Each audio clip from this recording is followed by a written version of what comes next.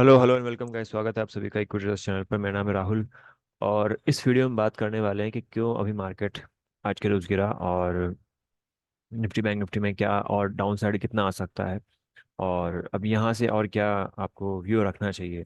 जो short term trading करते हैं, पोजिशनल ट्रेड्स करते हैं, लॉन्ग टर्म इन्वेस्टिंग वगैरह के बारे में हम थोड़ा सा बात करेंगे। इस वीडियो को आप पूरा देखें और इसे प्रॉपर देखने के लिए आप 1.25 या 1.5x स्पीड में इसको कन्वर्ट कर सकते हैं। और लाइक करें, वीडियो को शेयर करें अगर आपको पसंद आती है तो। चलिए स्टार्ट करते हैं अपन निफ्टी से। तो निफ्टी में अगर आप यहाँ पे देखें तो ये बात तो क्लियर थी कि जैसे हमने यहाँ पे 22,000 के आसपास जो लेवल्स थे, 21,000 के जो लेवल्स थे, 22,000 के जो लेवल्स थे वो टच करें। उसके बाद एक होप हमेशा रहती है जब भी हम किसी साइकोलॉजिकल लेवल को टच करते हैं, 20,000, 21,000, 22,000। तो वहाँ से एक एक एक साइडवेज या थोड़ा सा करेक्शन का हमेशा एक एक्सपेक्टेशन रहती है। रीजन उसका भी ये होता है कि काफ़ी अच्छा खासा हमने रनअप देखा है यहाँ से। अगर आप देखेंगे मार्च अप्रैल में काफ़ी फ्रेश इन्वेस्टमेंट स्टार्ट हुआ FIDIs का और रिटेलर्स ने भी काफ़ी अच्छा दम भरा है यहाँ पे। तो अब देखो 25% की निफ्टी रिटर्न दे रही है, राइट। निफ्टी अगर 25% रिटर्न देती है तो मैं हमेशा कहता हूँ कि आज के लार्ज कैप जो है वो 30-35 तक दे देंगे, मिड कैप आपको 50+ दे देंगे और स्मॉल कैप आपको कुछ भी कर सकते हैं वहाँ पे, है ना। और नवंबर का भी हम मंथ देखें, नवंबर दिसंबर ही हम पूरा पूरा देखें तो यहाँ अलोन 14% 15% के आसपास के मोमेंटम हमको यहाँ पे मिल चुके हैं, राइट। तो अभी आप देख सकते हो कि अगर मैं यहाँ पे प्रॉपरली ये सपोर्ट रेजिस्टेंस अगर यहाँ पे ड्रॉ करता हूँ तो आप देख सकते हो कि ये जो जोन था, ये एक जोन एक तरीके से उम्मीद बना हुआ था 21,400 का। ये फ्यूचर का चार्ट है। अगर मैं यहाँ पे आपके सामने कैश का चार्ट ओपन करता हूँ तो कैश के चार्ट के अकॉर्डिंगली हम देखें तो कैश के चार्ट में भी हमको यहाँ पे 21,500 का लेवल था, जो कि एक तरीके से एक सपोर्ट की तरह काम कर रहा था। वो सपोर्ट ब्रेक हो चुका है और उसके नीचे कैंडल ने क्लोज कर दिया है, राइट। तो नेक्स्ट जो जोन है 21,000 के आसपास का है, जो कि हमको कल के रोज में मिल जाएगा। मतलब यहाँ से हमको एक टच मिल सकता है। यहाँ पे आके थोड़ा मार्केट सस्टेन कर सकता है, रुक सकता है। अच्छा, हम मेजरली अगर हम बात करें यहाँ पर क्या मेन रीज़न है मार्केट गिरने का, तो एक्चुअल ने सेबी ने रूल निकाला है 1 फरवरी से पहले पहले कि जितने भी एफ आई आईज हैं, FPI जो हैं, लोग हैं, लोगों को अपनी जो भी होल्डिंग है, जितनी भी स्टॉक्स में कर रखी है, उनको डिस्क्लोज करना पड़ेगा कौन कौन से स्टॉक में कितना कितना वो नॉर्मली इन्वेस्टेड है। जो कि अडानी का जो अडानी और हिंडनबर्ग का जो पूरा न्यूज़ चल रहा था उस टाइम पे, अडानी में काफ़ी गिरावट आई और उसके बाद चीज़ें निकल के आई। तो अडानी सेबी ने सोचा कि क्यों नहीं एक प्रॉपरली रिपोर्ट निकाल जाए ताकि पता रहे कि कौन मार्केट को मैनिपुलेट कर सकता है। और ये काफ़ी एक नेगेटिव न्यूज़ होती है मार्केट को लेकर, तो वो भी एक रीज़न है यहाँ पर गिरावट का। तो ये एक मेन रीज़न है, हम यहाँ पे देख सकते हैं। और अभी अगर मेरा खुद का पर्सपेक्टिव हम देखूँ, व्यू देखूँ, तो 21,000 तो हमारे हमारे पास यहाँ पे एक रीज़न है, एक सपोर्ट जोन है। बट अगर पर्सनली अगर मैं समझ लूँ तो ये 21,000 भी ब्रेक हो जाएगा यहाँ पे, राइट। और मार्केट जो है वो गिरते गिरते 20,200 तक यहाँ पे करेक्शन का मुझे लगता है कि इतना करेक्शन हम यहाँ पे एक्सपेक्ट कर सकते हैं, राइट। और नॉर्मली हम करेक्शन की नाम ना देखो, और नॉर्मल अगर मैं वैसे ही समझूं कि हाँ एक फॉल आना ज़रूरी भी है, क्योंकि जब रैली मिलती है इतनी खासी तो एक मार्केट को बैलेंस करने के लिए थोड़ा सा मोमेंटम डाउन साइड भी आना ज़रूरी होता है। उससे क्या होता है कि मार्केट में जो भी पंप एंड डंप वाली जो चीज़ें भी होती है तो छट जाती है। अच्छे स्टॉक्स अगर आपको दिख रहे होते हैं तो वहाँ पे आपको ज़्यादा अच्छी अपॉर्चुनिटी मिलती है। करेक्शन होने के बाद फिर से वहाँ पे आप फिर से री एंट्री ले सकते हो। तो क्या हो पॉसिबल हो सकता है अगर हम चार्ट के अकॉर्डिंगली मैं यहाँ पे ज़्यादातर बातें करूंगा आपके सामने। तो 20,200 तक के डाउन साइड मेरे को यहाँ पे नजर आ रहे हैं। मतलब एक बार हम यहाँ पे अचीव कर सकते हैं ये लेवल्स और उसके बाद फिर रिकवरी हो सकती है। तो ये इस समय अगर आपने यहाँ पे अच्छा खासा बाइंग चल रखी है किसी स्टॉक में, आपके 15, 20, 25%, 50% का आपको रिटर्न मिल रहा है, तो इट्स अ गुड थिंग कि आप ट्रेडिंग क्वांटिटी जो है वो प्रॉफिट बुकिंग के बारे में सोच सकते हो, राइट। और किसी स्टॉक में अगर 5-7% का नेगेटिव भी चल रहा है तो उसे भी आप वहाँ पे थोड़ा सा स्लाइटली सेट ऑफ कर सकते हो प्रॉफिट के साथ, राइट। ये मेरा व्यू है नॉर्मली। ओके, आपकी खुद का डिसीजन भी मैटर करे, ज़्यादा अच्छा होगा। बैंक निफ्टी की हम बात करें तो बैंक निफ्टी का मेन जो व्यू था, और अगर हम यहाँ पे देखें तो बैंक निफ्टी ने एक्चुअली टेक्निकल्स को ही पूरा फेल कर दिया। मतलब गैप डाउन ओपनिंग हो गई और गैप डाउन ओपनिंग भी काफ़ी अच्छी खासी हुई, तो कई लोग संभलने का मौका तक नहीं मिलता है यहाँ पे इसी जगह पे। और 40% के आसपास का मार्केट खुद HDFC अकेला होल्ड करता है और वर्ल्ड का चौथे नंबर का सबसे बड़ा बैंक है। तो उसमें कोई मोमेंटम आता है तो बैंक निफ्टी को डेफिनेटली इम्पैक्ट करेगा ही करेगा। तो और बाकी बैंक्स में भी हम देखें तो बाकी बैंकों में भी इंडसइंड बैंक में थोड़ी गिरावट आई है, SBI वगैरह में भी गिरी है, HDFC भी गिरा, ICICI फिर भी रिकवर हो गया। तो ये एक तरीके से थोड़ा बैलेंस करने की कोशिश की। अदरवाइज बैंक निफ्टी अगर आईसीआईसी भी थोड़ा फेल होता तो फिर वहाँ पे भी हमको ज़्यादा गिरावट दिख सकती थी। पीएसयूज ने काफ़ी संभाला, पर पीएसयूज भी आज काफ़ी अच्छा खासा करेक्ट हुए। तो उसके मैं बात करता हूँ, तो हम बैंक निफ्टी में क्या अचीव कर सकते हैं। बैंक निफ्टी में जो अगर मैं देखूँ तो बैंक निफ्टी में थोड़ा सा बड़ा एक जोन मिलेगा, जो कि अगर मैं देखूँ 44,000 का यहाँ पे एक मेजर सपोर्ट जोन है, जो कि हमको मिल सकता है अगर मैं यहाँ पे कैश की चार्ट्स को देखता हूँ तो। क्योंकि बैंक निफ्टी में जो सेल ऑफ था 46,500 के आसपास से जब ये कैंडल क्लोज हो गई थी, यही मिल चुका था। अगर मैं आर्ली चार्ट की बात करूँ तो आर्ली चार्ट में अगर हम देखें तो ये जो डिक्लाइन था और उसके बाद जो कंटिन्यूशन मोमेंटम हुआ, यानी कि ये जो ये वाला जोन अगर मैं देखूँ, ये वाला यहाँ पे आप देख सकते हो वाले जोन को। तो ये जो 47,000 का जोन था, ये जैसे ही ब्रेक हुई कैंडल क्लोज होती है यहाँ पे, उसके बाद से यहाँ पे डिक्लाइन स्टार्ट हो जाता है। राइट, तो ये जो बड़ी रैली हमने देखी यहाँ पे आप देख सकते हो 43,700 800 से लेकर हमने जब अप साइड में 48,000 700 के आसपास देखा, मतलब ऑलमोस्ट अगर हम देखें यहाँ पे तो 46 to 48, मतलब ऑलमोस्ट 5,000 पॉइंट का मोमेंटम जो हमने देखा, तो बड़ा बड़ा एक्सपेक्टेशन लगता है कि ये एक दिन में 1,500 पॉइंट 1,000 पॉइंट गिर रही है।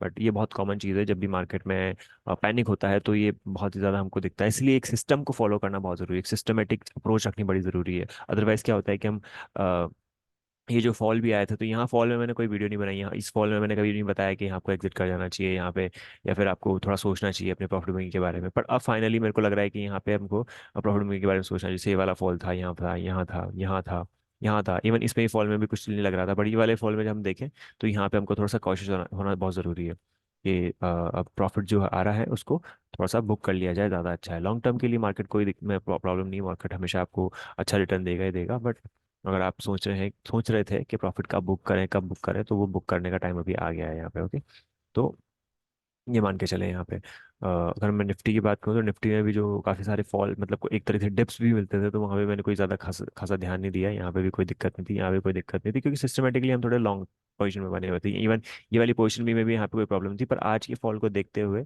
अगर हमको थोड़ा सा भी अपसाइड मोमेंटम मिलता है तो इट्स अ प्रायोरिटी कि आप कोशिश करें कि ऐसे स्टॉक्स में जो थोड़े से आपको प्रॉफिट अच्छे दे रहे थे, वहाँ पे आपको थोड़ा प्रॉफिट बुकिंग कर लेना चाहिए। फिर से मार्केट में थोड़ा करेक्शन आता है, फिर से हमको मौका मिलेगा तो हम फिर से वहाँ पर री एंट्री कर पाएंगे। और जब भी अगर आपको ऐसे फॉल दिखते हैं और सबसे अच्छा खासा इजी आपको पैसा बनाने का मौका मिलता है, जो कि आप एक ऐसे इन्वेस्टर है जो आप अननेसेसरी रिस्क नहीं उठा सकता है, तो उन लोगों के लिए सबसे अच्छा खासा काम होता है। सबसे अच्छी चीज़ जो हम प्रेफर करते हैं बाय करने के लिए, वो होती है निफ्टी बीस, निफ्टी ईटीएफ। इस सबके ईटीएफ होते हैं, सबके बीज होते हैं। फार्मा हो गया, आईटी हो गया, इंफ्रा हो गया, ऑटो हो गया, है ना, मिड कैप का हो गया, तो सबके बीज होते हैं। तो ये सबसे अच्छे बीज होते हैं, तो आप बीज को कभी भी कैप मतलब बाय करना चाहते हो, और इसमें आपको रिटर्न भी ज़्यादा नहीं मिलेगा। रिटर्न आपको बहुत कम ही मिलेगा, बट आपको सेफ्टी बहुत मिलेगी, राइट। अब अगर एक बड़ा पोर्टफोलियो है, आपके पास कैपिटल बहुत बड़ा है, तो आप उस पोर्टफोलियो में कैपिटल में अगर आप 10%, 5% भी, 6% भी कमाते हो, तो वो मेरे ख्याल से काफ़ी अच्छा खासा होता है। अगर हम 20 की बात करें तो अभी तक हमने 28% के टॉप तक देखे, और अगर हम एग्जिट भी करते हैं 25% के रिटर्न हमको मिलते हैं यहाँ पे। तो सिस्टमेटिक अप्रोच होनी बड़ी ज़रूरी है। अगर इस सिस्टमेटिक अप्रोच के अकॉर्डिंगली हमने ट्रेड किया है, इन्वेस्ट किया है, स्विंग को कैप्चर किया है, तो वो आपके लिए हमेशा प्रॉफिटेबल होता है। और आपको डिसीजन मेकिंग में थोड़ा सा ध्यान रखना होगा। अगर डिसीजन मेकिंग आपकी टाइमली हो जाती है, आप समय से मार्केट को एक तरीके से देख पाते हो, तो वो आपको क्या है कि आपके लॉसेस को कंट्रोल में करता है और प्रॉफिटेबिलिटी का बढ़ाता है। जैसे सिप्ला की बात करें, हम सिप्ला में तो काफ़ी अच्छा खासा मोमेंट है। अभी भी हम देखें यहाँ पे तो कोई वीकनेस नहीं नज़र नहीं आ रही है मुझे, काफ़ी अच्छी खासी स्ट्रेंथ है, रिजल्ट काफ़ी अच्छे आए हैं। और क्या होता है जब भी मार्केट में सिनारियो कुछ ऐसे बनते हैं, तो फार्मा जो होता है वो डिफेंसिव के प्ले की तरह काम करता है, तो डिफेंसिव स्टॉक की तरह ये काफ़ी अच्छा खासा स्ट्रॉन्ग बने हुए हैं। सन फार्मा की बात करें तो सन फार्मा में कोई इशू नहीं है, सन फार्मा में बह सकता है। फ्रेश इन्वेस्टमेंट का थोड़ा सा भी वेट कर लें, फ्रेश इन्वेस्टमेंट ये जो अच्छे स्टॉक है ब्रेकआउट भी हो रहे हैं, थोड़ा वेट कर लें। कुछ अच्छा ब्रेकआउट अगर होता है, कुछ अच्छे स्टॉक में मोमेंटम मिलता है, तो उन पर प्रेफर करें। अदरवाइज थोड़ा सा दूर रहे मार्केट से अभी फिलहाल के लिए, कुछ टाइम के लिए। भारतीय एयरटेल में देखें तो भारतीय एयरटेल में भी काफ़ी अच्छा मोमेंटम मिला। जब भी कोई ब्रेकआउट वगैरह होता है तो उन पे आप थोड़ा नजर रखें। ब्रेकआउट बड़े इंपॉर्टेंट जोन होते हैं जहाँ से आपको फिर से फ्रेश एंट्री का मौका मिल जाता है। आईसीआईसीआई बैंक में भी देखिए हम 2020 के आसपास का अच्छा खासा मोमेंटम है। यहाँ पे कौन से स्टॉक्स हैं ऐसे जो जहाँ पे थोड़ा सा हमने मेजर जो जोन है वो टच करते हुए नजर आए हैं अभी। अगर मैं आईओसी की बात करूँ तो आईओसी में आप देखोगे यहाँ प्रीवियसली जो 2017 में हाई बना था, वही हाई बनाए 151 के आसपास यहाँ पे। तो मेरे ख्याल से यहाँ पे एक प्रॉफिट बुकिंग का अच्छा खासा सिनारियो है।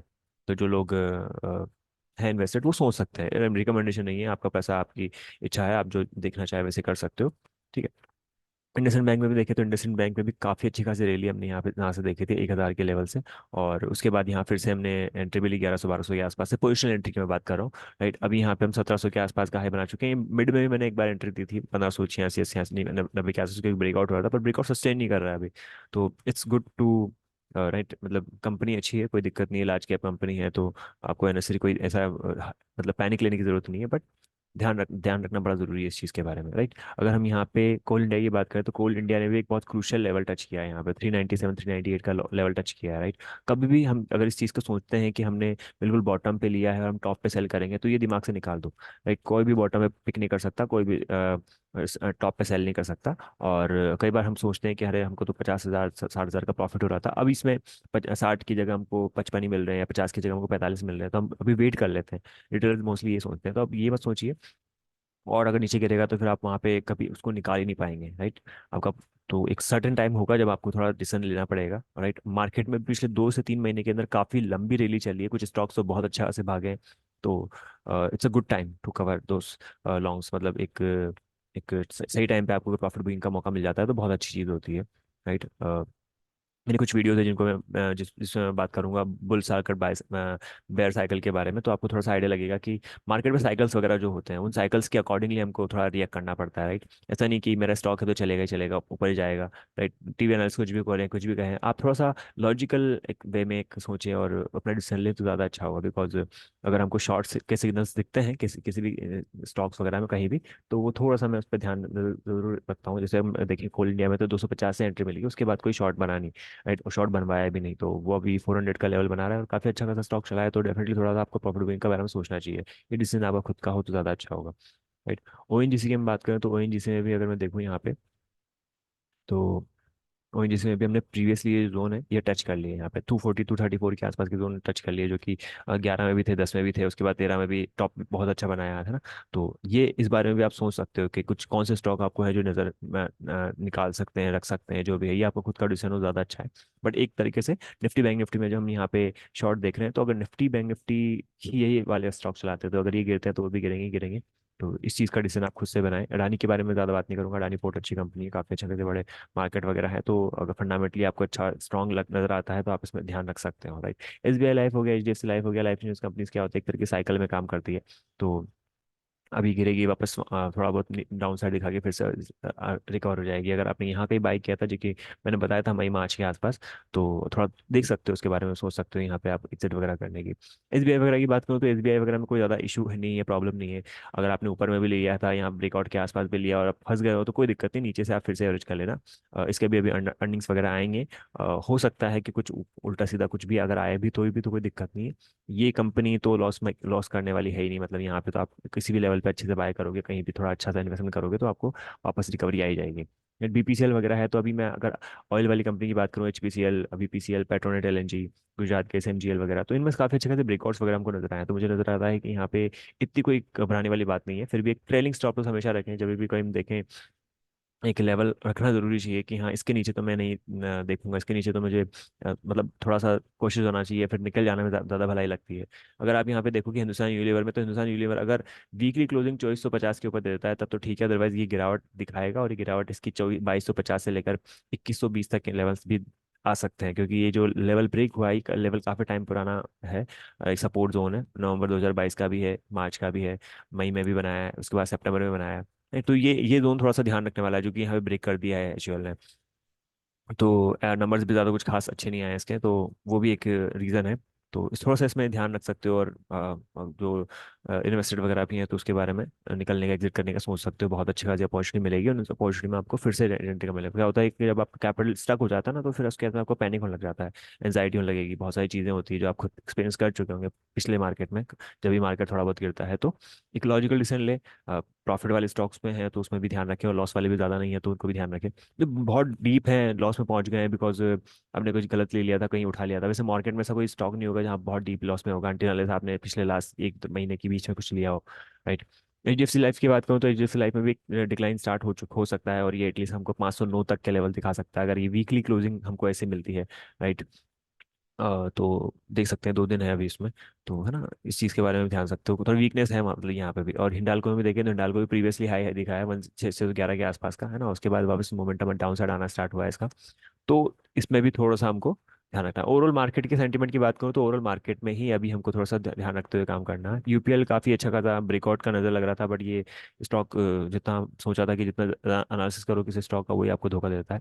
नॉर्मली डिक्लाइन है, निफ्टी कंपनी है, बड़ी कंपनी है, तो मतलब थोड़ा टाइम वेट करो, होल्ड करो, देखते हैं क्या होता है। कुछ बहुत टाइम से हमने किसी में कुछ बाई सेल कुछ भी नहीं किया है, ना ही बात की इसके बारे में, थोड़ा सा वेट करना चाहिए, इसके बारे में नहीं करते हैं थोड़ा। टाटा स्टील वगैरह भी देखे तो सेम वही सिनारियो है, सारे सारे मेटल्स वगैरह के सिनारियो हम देखें तो सब सेम ही है। थोड़ा सा हमको प्रॉफिट बन रहा है, सब मिल रहा है, दिख रहा है, तो थोड़ा निकलने में भलाई नजर आती है। एक्सिस बैंक में कुछ खास नहीं है, न्यूट्रल है यहाँ पे एक तरीके से अभी, और रिजल्ट भी नंबर्स भी जो है इसके हाँ, तो एक तरीके से देखना चाहिए, देखना देखना पड़ेगा कि किस रेंज में फर्स्ट किस चलता है। एलएनटी वगैरह के स्टॉक बहुत लंबे टाइम से अगर जिन लोगों ने होल्ड कर रखे हैं वो तो अच्छी बात है, अगर लॉन्ग टर्म का इन्वेस्टमेंट है, अगर ट्रेडिंग का पर्पज है, ट्रेडिंग में आप निकल जाना चाहिए, ज़्यादा तो नहीं गिरा है स्टॉक, बट और स्टॉक कंपनी भी अच्छी है, बट यू नेवर नो, जब मार्केट में करेक्शन आता है तो फिर अच्छे अच्छे स्टॉक भी थोड़े करेक्शन पैनिक में एग्जिट करना स्टार्ट कर देते हैं लोग, तो पैनिक जो है ना, पैनिक से बचना, और एक एक व्यू रख के, एक टाइम रख के कि हाँ मेरे को इतना देखना था, इससे नीचे अगर जाता है तो मुझे यहाँ पे एग्जिट करना चाहिए, एक सिस्टम को फॉलो करना है।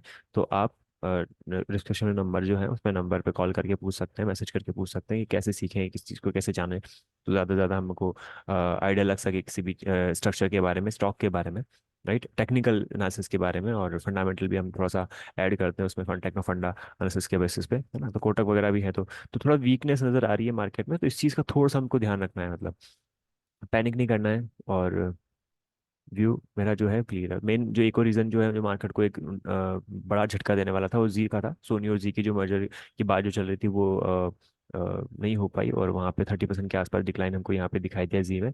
और अभी अगर हम कई लोग से सोचते हैं ना कि जी में हम यहाँ इन्वेस्टमेंट करना चाहिए, क्या फ्रेश इन्वेस्टमेंट रहेगा तो कैसा रहेगा, मत करो, रिटेल अगर हो तो दूर हो, बाहर हो जाओ उससे, राइट। आपको नहीं पता है स्टॉक कितना गिर सकता है, कितना जा सकता है, कोई व्यू नहीं है मेरा, कोई रिकमेंडेशन नहीं है, कोई बाय सेल का कोई कुछ भी नहीं है, राइट। मेरा बस ये व्यू है कि जब भी ऐसी कोई फ्री फॉल करने वाले स्टॉक होते हैं ना तो उससे दूर रहो। कुछ अगर रिकवरी वगैरह दिखेगी, थोड़ा टाइम बाद दिखेगी तो बात करना, तो कुछ देखना आप, है ना। प्रेस्टीज वगैरह है, ओबेरॉय रियल्टी वगैरह है, रियल्टी स्टॉक भी काफी ज्यादा रन अप में थे अभी कुछ टाइम से, ऑलरेडी इंडेक्स भी डबल हो चुका है, तो अब यहाँ भी थोड़ा सा माहौल ऐसा ही है, तो थोड़ा सा हमको वेट करना पड़ेगा यहाँ पे, कुछ फिर से रिकवरी वगैरह दिखती है तो कुछ बात है। और अगर आपने इन्वेस्टमेंट वगैरह कर रखा तो आपको डिसीजन लेने का मैंने ऑलरेडी बता दिया है ना। आईआरसीटीसी वगैरह रेलवे स्टॉक्स आपने देखे होंगे, आरबीएनएल, इरकॉन, आईआरसीटीसी, आरआईटीएस, तो सब सारे जो चल रहे थे, अब उसमें जब मोमेंटम बहुत अपसाइड में फास्ट मिलता है तो वहाँ पे क्या होता है कि एग्जिट भी बहुत जल्दी ले लेते हैं लोग, क्योंकि एक्चुअली जो रिटेलर का जो पार्टिसिपेशन कुछ टाइम से जो बढ़ा है वो भी एक रीज़न रहा है मार्केट के इतने बड़े रनअप के लिए। तो अगर बड़े प्लेयर्स एग्जिट लेते हैं यहाँ पे तो रिटेल भी पैनिक में हो सकता है आ जाए कहीं ना कहीं, ठीक है। तो निफ्टी के अकॉर्डिंगली अगर मैं देखूँ तो मुझे मोस्टली स्टॉक्स जो है वो थोड़े से अभी मार्केट को थोड़ा सा रेड सिग्नल नज़र आ रहा है, तो इस चीज़ का ध्यान रखते हुए आप अपना डिसीजन जो है वो जल्दी लें, तरीके से ले। कौन से स्टॉक हैं जहाँ पे थोड़ी सेफ्टी मिल सकती है, तो ये कहना थोड़ा सा मुश्किल होगा, कुछ पर्टिकुलर स्टॉक हो सकते हैं।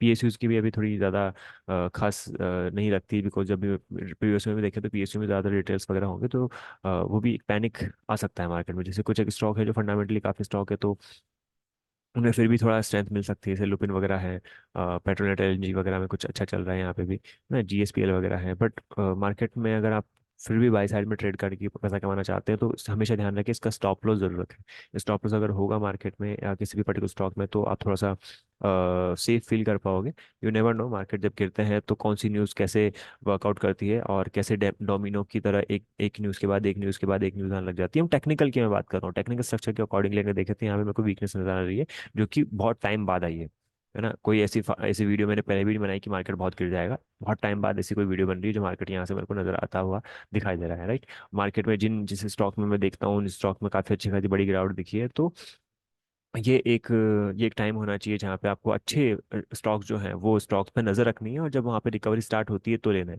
वही मार्केट में कोई भी स्टॉक हम गिरते हुए स्टॉक को नहीं लेते हैं कि गिर रहा है गिर रहा है गिरते हुए ले लिया, ऐसे नहीं पकड़ने की कोशिश करना। जब वहाँ पे बॉटम फॉर्म हो जाएगा, एक मोमेंटम वापस से रिकवरी स्टार्ट होगी, तो उसके बाद हम वहाँ पे एंट्री ले तो ज़्यादा अच्छा होगा, वो आपके लिए बेटर रहेगा, ठीक है। तो अगर आपको वीडियो पसंद आई है तो इसे लाइक करें, शेयर करें, सब्सक्राइब करें, और ऐसे ही वीडियोज़ को और जानने के लिए चैनल को सब्सक्राइब करें। और अगर आपको कोई क्वेश्चंस वगैरह हैं तो आप कमेंट सेक्शन में मुझे पूछ सकते हैं, किसी पर्टिकुलर स्टॉक के बारे में आप जानना चाहते हैं तो पूछ सकते हैं। तो ओके, थैंक यू।